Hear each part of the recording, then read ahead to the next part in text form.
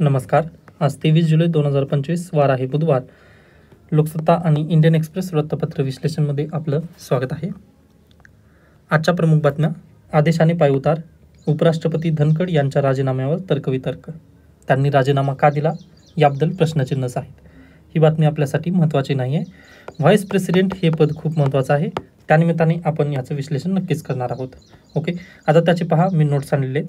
त्यानंतर अगदीच पहा, मागचे 8 दिवस आपण वृत्तपत्र विश्लेषण का घेतलं नाही याची पण उत्तर मी देण्याचा प्रयत्न करेन. म्हणजे थोडक्यात मी सांगण्याचा प्रयत्न करेन.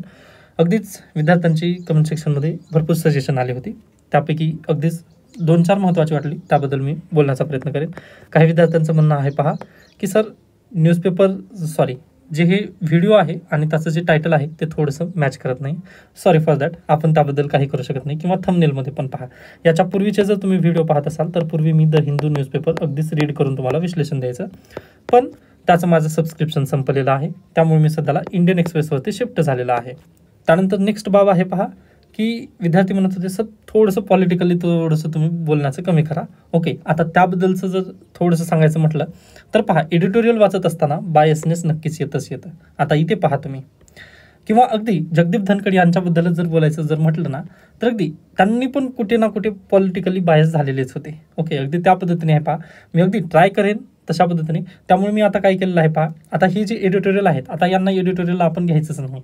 ओके, म्हणजे मी पूर्वी इथं हायलाईट वगैरे करून आणायचं, किंवा माझे जर तुम्ही पूर्वीचे व्हिडिओज पाहिला असाल, किंवा माझं अगदीच पहा, माझं स्वतःचं जर तुम्ही पाहिलात तर एकच मिनिट द्या. कालचं कुठं आहे वृत्तपत्र, टुडे, हे पहा, येस्टरडे. ओके, आता ह्या न्यूजपेपरमध्ये पहा, मी ऑलरेडी सर्व हायलाईट पार्ट केलेला आहे. ओके, पण आता त्या पद्धतीने तुम्हाला मी सांगणार नाही. ओके, आता मीरा बोरवणकर मॅडमनी हा लेख लिहिलेला आहे व तो खूप IMP होता. कालचा 7/11चा हल्ल्याबद्दलचा हा लेख आहे. ओके, मी अशा पद्धतीने रीड करतो व मला जी पॉईंट आहे वाटतील ना त्याला मी हायलाईट करत असतो. पण आता हे आपण हायलाईट करून वगैरे शिकणार नाही आहे. कारण पहा, इथे एडिटोरियल वाचत असताना जे लेखक म्हणत आहेत त्याला थोडंसं तरी ना पॉलिटिकल रंग नक्की येतो. अगदीच पहा, तुम्ही कितीही न्यूट्रल राहण्याचा प्रयत्न करा, तुम्ही पॉलिटिकल साईड नक्की घ्याल म्हणजे घ्याल, ही माझी पण शाश्वत आहे. पण विद्यार्थ्यांना ते पसंत नाही. त्यानिमित्ताने आपण काय करूयात, आता एडिटोरियलला डायरेक्टली त्या पेजवरती न घेता मी अशा पद्धतीने नोट पॅडवरतीच घेणार आहे. त्यानंतर आता परत आपण आपल्या लेक्चरकडे वळूयात. Vice president of India. Okay, तर UPSC असू द्या किंवा MPSC असू द्या, व्हाईस प्रेसिडेंट पद आपल्याला का गरजेचं आहे, किंवा कॉन्स्टिट्यूशनमध्ये त्याची काय प्रोव्हिजन आहे ती आपण आता पाहणार आहोत. हे नोट्सच आहेत पहा, तुम्ही याची कॉपी नक्की ठेवू शकता जपून. त्याच्यानंतर आणखीन एक महत्त्वाचा अपडेट, पूर्वीचं जे टेलिग्राम चॅनल आहे आपलं, किंवा काय म्हणतो आपण, डिस्क्रिप्शन बॉक्समध्ये जे टेलिग्राम चॅनल आहे ना त्याला आता अगदीच बंद करणार आहे मी, व नवीन एक चॅनल आपण ओपन करूयात, जेणेकरून हे डायरेक्टली नोट्स पण तुम्हाला देण्यात येतील. ओके, तर पहा आता कॉन्स्टिट्यूशनल प्रोव्हिजन्स काय आहेत, भारतीय संविधानामध्ये याचे प्रोव्हिजन्स काय आहेत, तर पहा आर्टिकल 63 पासून ते 71 पर्यंत याबद्दलची चर्चा करण्यात आली आहे. आर्टिकल 63 काय म्हणतं भारतीय संविधानातील, की भारतासाठी एक उपराष्ट्रपती असेल. ओके, तर हा पॉईंट लक्षात ठेवायचा आहे. कलम 63 भारतासाठी उपराष्ट्रपती. कलम 64 आहे पहा, ex officio chairman of the Rajya Sabha. Okay, तो राज्यसभेचा सभापती असेल. ओके, पदसिद्ध किंवा जो व्यक्ती उपराष्ट्रपती म्हणून कामकाज पाहणार आहे तोच काय असेल, पदसिद्धरित्या राज्यसभेचा सभापती म्हणून कार्य पाहिल. हे कलम 64 आहे. त्यानंतर येतं कलम 65, acts as a president in case of vacancy or absence. ज्यावेळेस प्रेसिडेंट ऑफ इंडिया उपस्थित असणार नाही त्यावेळेस कलम 65 नुसार जे उपराष्ट्रपती असतील ते राष्ट्रपती पदावर काम करतील. त्याच्यानंतर कलम 66 काय म्हणतं, की elected by members of both houses of parliament. दोन्ही सभागृहाच्या सदस्यांनी मिळून यांचं मतदान किंवा यांची निवड प्रक्रिया पार पाडली जाईल. ही आहे कलम 66. कलम 67 आहे पहा, hold office for 5 years, can resign or be removed. Okay, 67A नुसार जगदीप धनखड यांनी काय दिलेलं आहे, काल राजीनामा दिलेला आहे. तुम्ही राजीनामाचं लेटर जर पाहिला असाल तर त्यामध्ये ऑलरेडी दिलेला आहे 67A. ओके, तर कलम 67 नुसार त्यांचा पदावधी दिलेला आहे. किती, 5 वर्षाचा त्यांचा कालावधी असेल आणि ते त्याच्यापूर्वी पण रिझाईन नक्की करू शकतील. यासोबतच कलम 68 आहे, election to fill vacancy should be held promptly. Okay, जर त्यांनी राजीनामा दिला असेल किंवा त्यांचा कालावधी संपलेला असेल तर कलम 68 नुसार लवकरात लवकर ती व्हॅकन्सी भरण्यात यावी. म्हणजे उपराष्ट्रपती पद जर खाली झालेलं असेल तर लवकरात लवकर भारतीय निवडणूक आयोगानं काय करायचं आहे, इलेक्शन कंडक्ट करायचे आहेत. कलम 69 आहे, oath administered by the president. Okay, उपराष्ट्रपती यांना कोण शपथ देतात, तर अगदीच राष्ट्रपती हे शपथ देतात. कलम 69 त्याचं आहे. त्याच्यानंतर कलम 71 आहे पहा, Supreme Court decide dispute related to election. Okay, हा प्रश्न परीक्षेला विचारला जाऊ शकतो की प्रेसिडेंट आणि व्हाईस प्रेसिडेंटचे जे इलेक्शन असतात ना, त्यांचे डिस्प्यूट कोण रिझॉल्व्ह करतं. एक येतं हायकोर्ट, दुसरं ऑप्शन आहे सुप्रीम कोर्ट, तिसरं ऑप्शन आहे पार्लिमेंट आणि चौथा ऑप्शन आहे पहा नन ऑफ धिस. तर अगदी योग्य उत्तर कोणतं आहे, supreme court. Election commission of इंडियाची ते पॉवर नाही आहे. तर जे पार्लिमेंटमध्ये जे इलेक्शन झालेले आहेत, कारण पहा तुम्ही डायरेक्टली इलेक्शन होत आहेत का त्याची, तर बिलकुल नाही, तर इनडायरेक्टली इलेक्शन होतात. ओके, इनडायरेक्टली प्रेसिडेंट आणि व्हाईस प्रेसिडेंट ऑफ इंडियाचे इलेक्शन होतात. मग त्या इलेक्शनमध्ये जर काही डिस्प्यूट झालेलं असेल तर त्याचं डिस्प्यूट रिझोल्युशनचं काम कोण करतं, तर सुप्रीम कोर्ट ऑफ इंडिया हे करतं. प्लीज हे कलम लक्षात ठेवा, article 71. Okay, done. I hope तुम्हाला हे पॉईंट समजले असतील. त्याच्यानंतर आता हा इलेक्शन प्रोसिजर, यावरून पण प्रश्न भरपूर विचारलेले आहेत. तर पहा, इलेक्टोरल कॉलेजमध्ये कोण कोण येतं, all members, elected plus nominated. Please हा पॉईंट लक्षात ठेवा, elected plus nominated members. Okay, of Lok Sabha and Rajya Sabha, यामध्ये नॉमिनेटेड पण येतात. आता नॉमिनेटेड राज्यसभेचे खासदार कोण झालेले आहेत, नुकतेच महाराष्ट्रातून उज्ज्वल निकम. ओके, सरकारी वकील होते ते, याच्यापूर्वी आपण पाहिलेलं आहे. त्यामुळे प्लीज 4 राज्यसभा खासदारांची नावं तुम्हाला लक्षात ठेवायची आहेत. ओके, मग राज्यसभा आणि लोकसभेमध्ये नॉमिनेटेड, आता लोकसभेमध्ये तर नॉमिनेटेड राहिलंच नाही आहे पद, अँग्लो इंडियनचं पद आपण काढून टाकलेलं आहे, बरोबर. पण राज्यसभेमध्ये जे नॉमिनेटेड झालेले मेंबर्स आहेत ना, ते मेंबर्स पण इलेक्शनमध्ये भाग घेतात. त्याच्यानंतर voting system, proportional representation by single transferable vote, secret ballot पेपर्सवरती हे व्होट होतात व ट्रान्सफरेबल व्होट आहेत हे. आता ही व्होट सिस्टीम कशी आहे याबद्दल प्लीज तुम्ही पॉलिटिचे लेक्चर एकदा पाहून घ्या, कारण इथं मी त्या पद्धतीने सांगू शकणार नाही. ओके, त्याच्यानंतर no role of state legislature unlike presidential elections.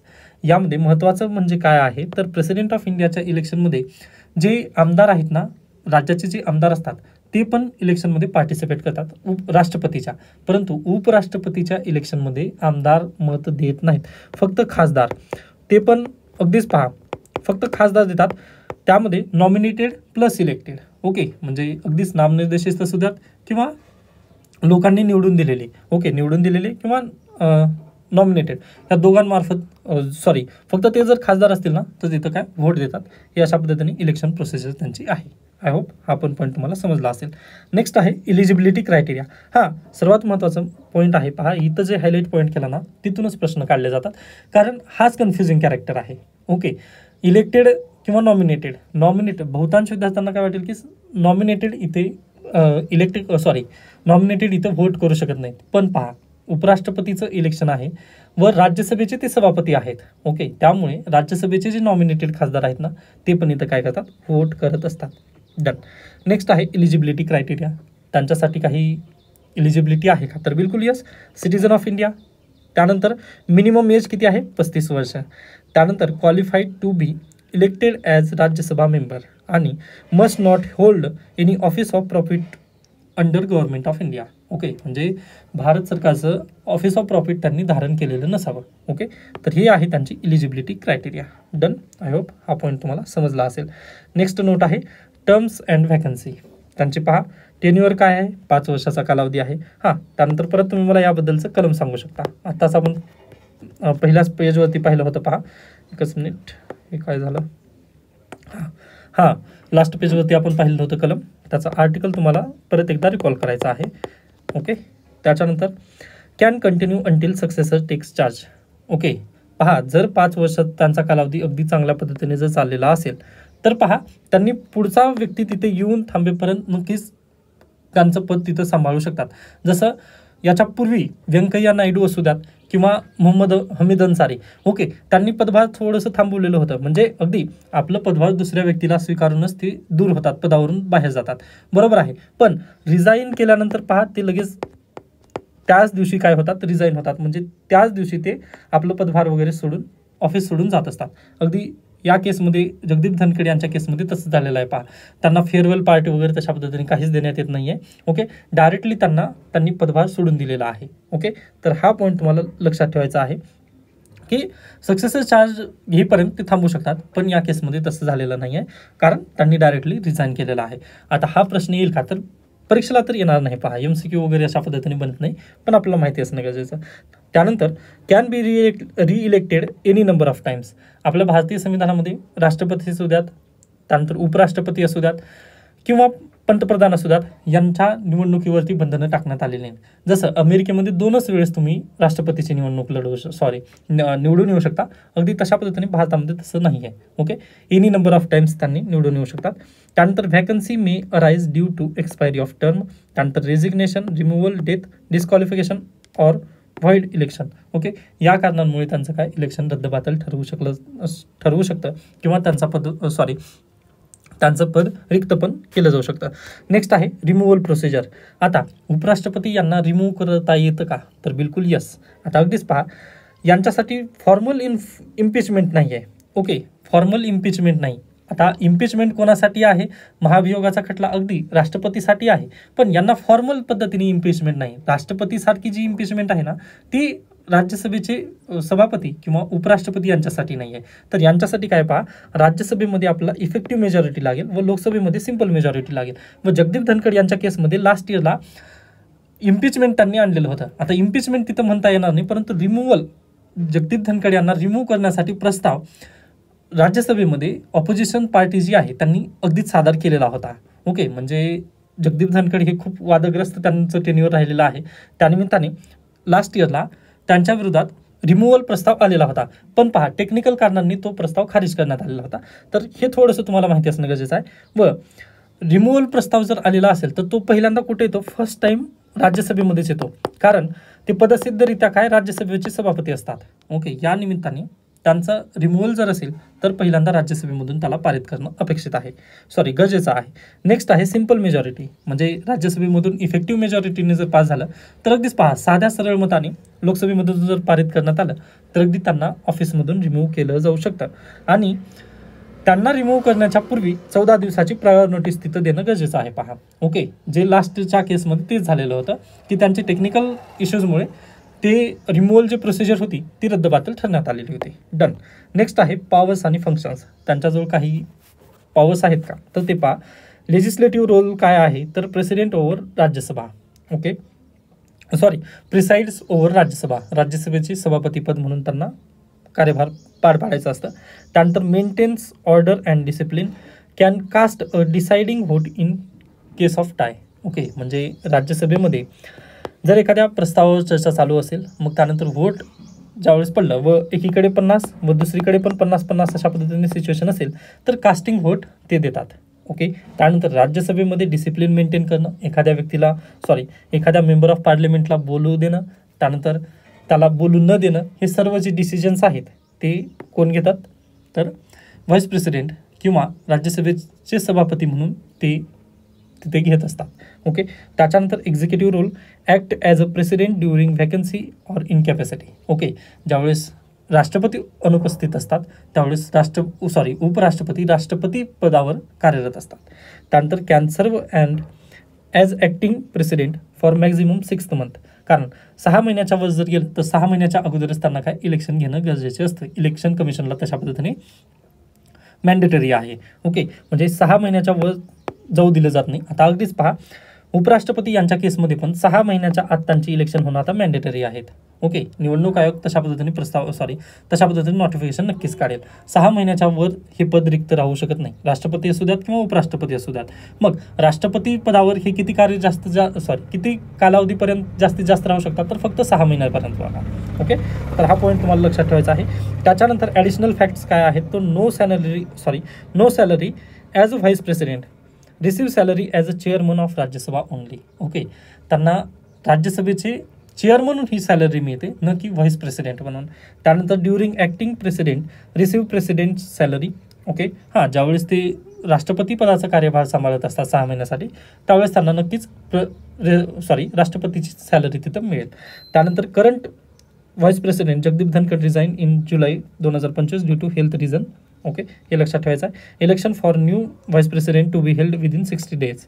Okay, हा पॉईंट तुम्हाला लक्षात ठेवायचं, मी वरती पण सांगितलेलंच आहे की 60 दिवसामध्ये ही इलेक्शन होणं गरजेचे आहे व ते नक्कीच होतील. ओके, त्याच्यानंतर पहा, याच्याच आधारित आपण MPSCने 2 वेळेस प्रश्न विचारलेले आहेत. आता हा प्रश्न आहे पहा 2018 विचारलेला, लगेच हा 2019 विचारण्यात आलेला होता व तुम्हाला माहिती असेल 2017 आपले इलेक्शन झाले होते. 2017 जुलैमध्ये प्रेसिडेंट आणि व्हाईस प्रेसिडेंटचे इलेक्शन झाले होते. मे बी त्या निमित्ताने हा पॉईंट चर्चेत असेल व त्यावेळेस त्यांनी हा प्रश्न विचारलेला होता. तर पहिला प्रश्न आपण नक्कीच पाहणार आहोत. भारताच्या उपराष्ट्रपतीबाबत खालीलपैकी कोणते विधान चुकीचे आहे? ओके, चुकीचं विधान आपल्याला ओळखायचं आहे. पहिलं विधान काय म्हणतं, या पदासाठी असलेल्या निर्वाचन मंडळामध्ये संसदेच्या दोन्ही सभागृहाचे निर्वाचित सदस्यांचा समावेश असतो. बरोबर आहे का? पहिलं स्टेटमेंट आठवा तुम्ही, अगदी यस आहे. ते राष्ट्रपतीच्या अनुपस्थितीमध्ये 6 महिन्यापेक्षा जास्त काळ नाही इतक्या कालावधीसाठी राष्ट्रपती पदावर राहू शकतात. अगदी बरोबर आहे ना, आत्ताच आपण पाहिलेले आहेत नोट्स. त्यानंतर या पदाच्या निवडणुकीसाठी किमान 20 मतदार हे प्रस्तावक आणि 20 मतदार हे अनुमोदक असणे आवश्यक आहे. हा पण स्टेटमेंट बरोबर आहे. पहा, उपराष्ट्रपती पदासाठी 20 मतदार हे प्रस्तावक आणि अनुमोदक आहेत. तर प्रेसिडेंटच्या इलेक्शनसाठी पहा हे 50 एवढी आकडेवारी आहे. हा पॉईंट लक्षात ठेवायचा आहे. 50 फॉर प्रेसिडेंट ऑफ इंडिया आणि 20 हे व्हाईस प्रेसिडेंट ऑफ इंडिया. तर तिन्ही स्टेटमेंट बरोबर आहे. पण आपल्याला विचारलेलं काय, चुकीचं स्टेटमेंट विचारलेलं आहे. चुकीचं तर एक पण नाही, त्यामुळे पर्याय क्रमांक 4 हे तुमचं योग्य उत्तर असेल. आय होप पॉईंट तुम्हाला समजलेलं असेल. बाकी हा प्रश्न जो आहे तुम्ही सोडून पाहू शकता. ओके, याचं उत्तर तुम्ही कमेंट सेक्शनमध्ये द्या. आता हे पण तशाच पद्धतीने आहे पहा. फक्त हे स्टेटमेंट थोडंसं घटनादुरुस्तीबद्दल विचारण्यात आलं. सॉरी मलाच घ्यावं लागेल हे, कारण प्रॉब्लेम काय आहे पहा, हे स्टेटमेंट वाचल्यानंतर जे UPSCचे कॅन्डिडेट आहेत तिथे थोडंसं यांना थांबावं लागेल. पहा, मूळच्या राज्यघटनेत उपराष्ट्रपतीची निवड संसदेच्या दोन्ही सभागृहांच्या संयुक्त बैठकीत व्हावी अशी तरतूद होती. पहा, जे UPSCची तयारी करणारे विद्यार्थी आहेत किंवा ज्यांनी याच्या पूर्वी UPSCची प्रिलिम दिलेली आहे ना, त्यांनी जर पेपरचं ॲनालिसिस केलं असेल तर UPSC प्रश्न कसे विचारते पहा. UPSCमध्ये जर कॉन्स्टिट्यूशन डिफाईन जर म्हटलेलं असेल तर तो स्टेटमेंट मोस्टली रॉंग होतो. ओके, तो जो स्टेटमेंट आहे ना तो मोस्टली रॉंग होतो. कॉन्स्टिट्यूशन डिफाईन करतं का? मग अगदीच तशाच पद्धतीने पहा, उपराष्ट्रपतीची निवड ही संसदेच्या संयुक्त बैठकीमध्ये व्हावी अशी आपल्या इथं व्याख्या करत आहे का असं म्हटलेलं आहे. मग जे UPSCचे विद्यार्थी आहेत ना या स्टेटमेंटला रॉंग करतील, परंतु हे स्टेटमेंट बरोबर होतं. पहा, 1961ला ज्यावेळेस घटनादुरुस्ती झाली ना, 11वी घटनादुरुस्ती झाली, त्यावेळेस ही पद्धत बदलण्यात आलेली आहे. नाहीतर याच्यापूर्वी संयुक्त बैठकीची तिथं चर्चा होती. संयुक्त बैठकीमध्येच तिथं काय त्यांची निवडणूक होत होती. परंतु 1961मध्ये 11वी घटनादुरुस्ती झाली व हे सर्व काही चेंज झालं. व आताची जी पद्धत आहे ती आपण कधी आणलेली आहे तर 1961 11वी घटनादुरुस्ती. हा पॉईंट प्लीज लक्षात ठेवा. व घटनादुरुस्त्या जर शक्य झालं तर नक्कीच पाठ करून घ्या. त्यानंतर उपराष्ट्रपतीची निवड दोन्ही सभागृहाच्या केवळ निर्वाचित सदस्यांच्या निवड मंडळाकडून केली जाते. आत्ताच आपण पाहिलेलं आहे, केवळ निर्वाचित म्हटलं आहे, निवडणुकीने नाही तर नॉमिनेटेड पण इथं नक्कीच असतात उपस्थित. त्यामुळे पर्याय क्रमांक क चुकीचा आहे. तर पहा कुठे आहे पर्याय क्रमांक हे पहा, ड चूक, अ चूक, क चूक, ड चूक. पर्याय क्रमांक 3, कारण क चुकीचा आहे ना, तर पर्याय क्रमांक 3 हे योग्य उत्तर असेल तुमचं. आय होप दोन्ही प्रश्न आपण सॉल्व्ह केलेत व तुम्हाला अगदी योग्यरित्या समजलं आहे. आता प्रेसिडेंट ऑफ इंडिया याबद्दल जास्त वाचण्याची गरज बिलकुल नाही. त्यानंतर परत आपण आपल्या लोकसत्ताकडे वळूयात. फ्रंट पेज झालेलं होतं आय थिंक. त्यानंतर ही बातमी पहा, शेतकरी नव्हे तर शासन भिकारी वगैरे. म्हणजे आता अगदीच पहा, एडिटोरियल वाचत असा किंवा बातमी वाचत असा, आयडिओलॉजी तिथं कन्फ्लिक्ट करतच असते. मला पूर्वी पण तेच म्हणायचं होतं. आता विद्यार्थ्यांना वाटेल की पॉलिटिकल न्यूज आहे त्या, परंतु अगदी सिच्युएशन आहे तशी, त्यामुळे मी या सर्व बातम्या आता स्किप करत आहे. पहा, शहरी नक्षलवाद्यांना कृतीतून उत्तर, देवेंद्र फडणवीस यांचं प्रतिपादन. त्याच्यानंतर इथे आपल्यासाठी पळसणी न्यूज पहा, सामाजिक कार्यकर्ता डॉक्टर सविता पानट यांचे निधन. ओके, पुढे इथे आपल्यासाठी दुसरी न्यूज गरजेची आहे का, कोकाटेंचे कानावर हात. ही म्हणजे सर्व पॉलिटिकल बातम्या आहेत पहा. महत्त्वाची न्यूज इथं आहे पहा, ऑनलाईन रमीमुळे राज्यातील युवक कर्जबाजारी व यावर प्रश्नचिन्ह आहेत की अगदीच पहा, म्हणजे तुमच्या फ्रेंड सर्कलमध्ये पण रमी खेळा पैसे जिंका याच्या आहारी गेलेले असतील काही युवक. तर अगदी याला सरकारने गांभीर्याने घेणं गरजेचं आहे.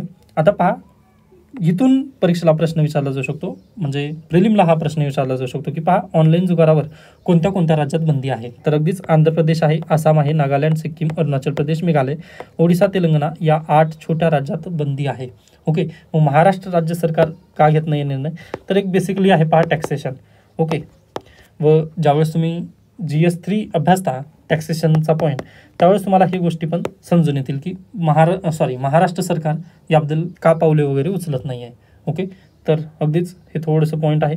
त्याच्यानंतर आणखीन एक GS2च्या पॉईंट ऑफ व्ह्यूने पण तुम्हाला पाहता येतं की स्किल गेम म्हणजे सुप्रीम कोर्टामध्ये केस चालू आहे याची पहा की हे कौशल्याचं खेळ आहे का याबद्दल. ओके, ज्यावेळेस याचं जजमेंट वगैरे येईल त्यावेळेस आपण नक्की पाहूयात. आता जास्त एंटरटेन करण्याची आवश्यकता नाही, स्किप करा.